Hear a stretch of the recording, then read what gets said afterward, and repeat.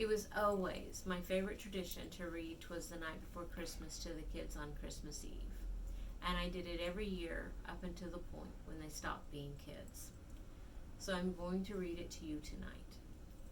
"'Twas the night before Christmas.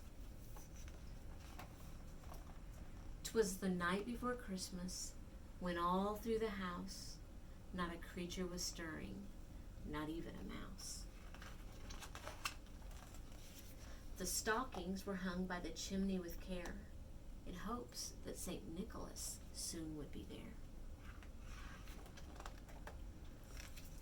The children were nestled all snug in their beds, with visions of sugar plums danced in their heads, and Mamma in her kerchief, and I in my cap, had just settled down for a long winter's nap. When out on the lawn there arose such a clatter, I sprang from my bed to see what was the matter. Away to the window I flew like a flash, tore open the shutters and threw up the sash. The moon on the breast of the new-fallen snow gave a luster of midday to the objects below.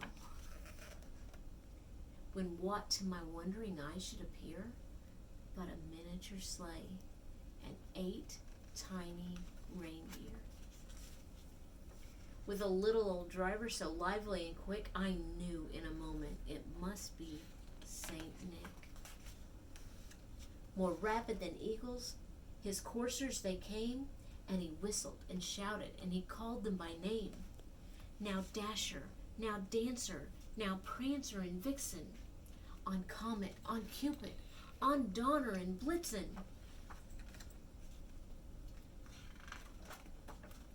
To the top of the porch, to the top of the wall, now dash away, dash away, dash away all.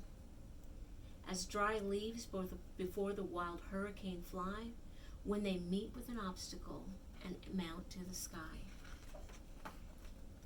So up on the housetop, the coursers they flew, with a sleigh full of toys, and St. Nicholas too. And then, in a twinkling, I heard on the roof the prancing and pawing of each tiny hoof. And I drew my head in and was turning around. Down the chimney St. Nicholas came with a bound. He was dressed all in fur from his head to his foot, and his clothes were all tarnished with ashes and soot. A bundle of toys he had flung on his back, and he looked like a peddler opening his pack. His eyes, how they twinkled. His dimples, how merry. His cheeks were like roses. His nose, like a cherry. His droll little mouth was drawn up like a bow, and the beard on his chin was as white as the snow. The stump of a pipe he held tight in his teeth, and the smoke it encircled his head like a wreath. He had a broad little face and a little round belly, and it shook when he laughed like a bowl full of jelly. He was a chubby and plump, a right jolly old elf, and I laughed when I saw him, in spite of myself. A wink of his eye and a twist of his head soon gave me to know I had nothing to dread.